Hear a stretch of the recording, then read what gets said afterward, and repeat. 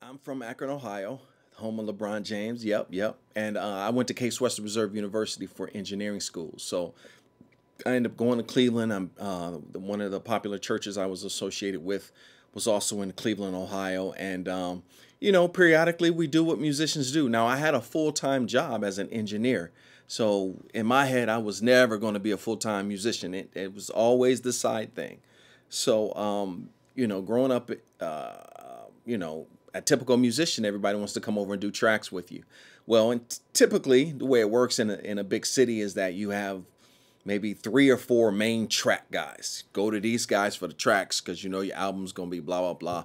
I wasn't one of them guys because I really didn't put myself out there because music was kind of the extra thing, but engineering was like my main thing. So I was kind of a different. So I didn't put myself out there until people started finding out that hey, Jamal's pretty decent. He can do some stuff.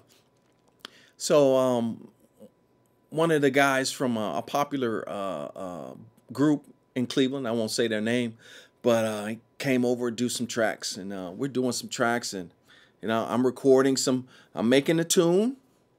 Then he'll maybe put some lyrics to it or just vibe to it, or so we just making some beats and just making some chords and stuff like that. And he's like, man, this stuff is hot, man. Do some more stuff. Do some more of that neo soul stuff. Oh man, do some more stuff. So I made about three or four, hot concepts. They're concepts, And so when you're vibing, you usually do a concept. They're not tracks yet. It's like, hey, can you burn them to a CD? Yeah, here, burn you to a CD. Here you go. Okay. So he calls me, later in the week. Hey, what you doing? I was like, I'm a little busy at work, so let's set an appointment, to go and really do the tracks. It's like, oh man, I don't have time for that. He's like, all right. So 2 weeks, 3 weeks later, I haven't heard from him. Call him back. Hey, what's going on with the tracks? Oh man, I already recorded those tracks. I already cut those tracks. They're already cut. I'm done with that. I said, what do you mean you done with those tracks? He's like, oh, I said, well, those tracks are, they're copywritten. I produce those tracks. He's like, oh man. He's like, he's like, nah, man. He's like, I got my musicians to overdo what you did. And I was like, but I said, but those are copywritten tracks that I did when I make the music, those copywritten tracks. And then the old school mindset and back in the day, how they used to look at musicians was just, you're a hired. He's like, oh man, he's like, dog. He said anybody can play the keys. You're just a hired gun. And I told him, I said, look, and I had one of my boys actually call who really knew. He's like, look, he was like, when somebody makes jazz music and they record jazz, that's a song. When somebody records classical music without the lyrics, it's still a song. And so what I failed to do was copyright my stuff. I should have had an agreement earlier and I should have copywritten it. So he went, took the concepts, the chords, had some other musicians do some stuff, redid it, blah, blah, blah. He's out. He's recorded. That's a done deal. And so being a young musician, I wanted to share this experience to let young musicians know how to really handle these situations because I didn't handle it. Another situation, even Christian as well. Guy's Christian, love the Lord, blah, blah, blah. Another situation happened, moved here to Orlando. One of the top producers here, producing stuff for everybody. Hey, I really like your neo soul tracks. I like how you do your mix your gospel with neo soul. Can you come over and lay some tracks for me? We're going to just do some stuff. I got some artists. I know a lot of artists, so I can shop these tracks to them. I'm like, okay, cool. I'm not doing that. Now I'm full-time. I'm full-time now. And somebody beforehand warned me about this person. They said, I don't know if this person is the same guy, but let me just warn you, Jay. And when somebody says, let me warn you about this dude, like that ain't like a lightweight warn. That's a huge, be really, really careful about this guy. And so I go over and we cutting some tracks. Oh, this is going to be hot. Boom, I'm playing some chords once again. And blah, blah, blah. I'm playing some chords and everything's cool. And blah, blah, blah. He's like, man, there's some good stuff. I'm going to lay some guitar over. I'm like, yeah, do what you do. Hey, give me a copy of that. Next thing you know, 2 or 3 months later, hey man, did you ever do anything with those tracks? Yeah, I cut those tracks. I already sent it to an artist. They already cut a song. You didn't think to call me? You ain't think to say anything? And he's like, and I said, dude, when I come over to your spot and record a track, that's copywritten. That's my production. That I'm the copyright owner of that movement that I made on keys. I am the copyright owner. Oh man, you got to talk to her about it. I already sent it. No, you're the guy that I gave the tracks to with responsibility. Nah, you got to call her. So I call her up. Hey, you don't know me. I'm the guy that cut this track, blah, blah, blah. I'm just wondering what you're doing with it. How we going to get these points together? How we going to do royalties? I gave it to my other musicians to cut it. I took what you did and they redid it. So it's not yours anymore. Yes, it is. Here, this is how copyright work, guys. When you sit down at the piano and you record a sequence of events, and those sequence of events come from you, out of your mind, out of your heart, out of your spirit, when you're done with those sequence of chords, that is copyrightable material. Now, that is your material. When somebody comes over and maybe lays bass, depending on the complexity of the bass, that may be him adding copyrights onto that. But before an artist gets it, that is your copyrightable production.